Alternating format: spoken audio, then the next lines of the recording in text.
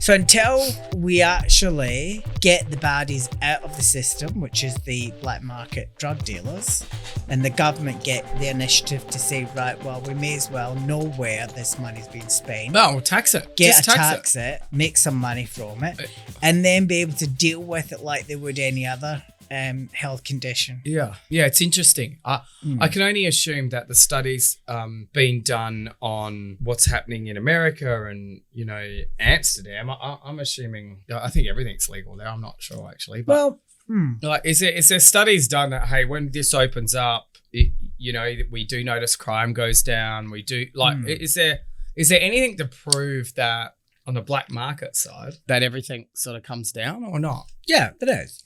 No, I don't have them off the top of my head, but I can certainly send you some information with just some facts that you can add to the podcast at the end. Yeah, that will actually show people what countries, when they went legal, what did it mean?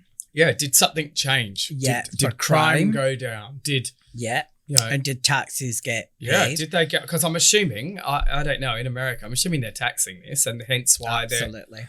Like, did Colorado or somewhere in Canada? I'm assuming Canada started this somewhere. Well, Canada started recreational. Yeah.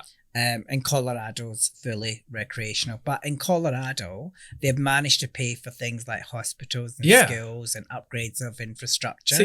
And they're very independent because of the success of the tax dollars. Yeah, and I can assume, why wouldn't you want that? I mean, I'm sort of saying, I had a bit of a discussion with a certain politician about nuclear power, and basically he said that, we don't have the volume for nuclear power, but what I should have said is nuclear storage. I mean, very stable here in Australia.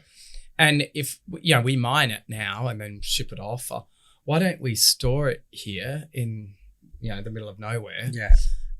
We don't have many earthquakes, and when you're in the middle of Australia, there's no chance of the fire or anything. It's all sand. Yeah, that would change our economic value to the world. Look, it would, and I think that the whole thing about the political landscape is that they're only motivated to act for the next and to 4 do years. Stuff for 4 years, Yeah. 8 years if they're lucky. Yep. So the reality is anything that goes out of that, such as hydrogen and nuclear and other ways that we can be, using fuel smarter, that isn't really going to get them their job today if they start talking about things that are that can drive innovation. So I think that the problem is that having people in power for a short period of time, they don't then have the lens of a long-term view. If you had a long-term view, you would do exactly what you said. In fact, JP, you should be running for the country. And I'll come and work with you. I'll be the cannabis front.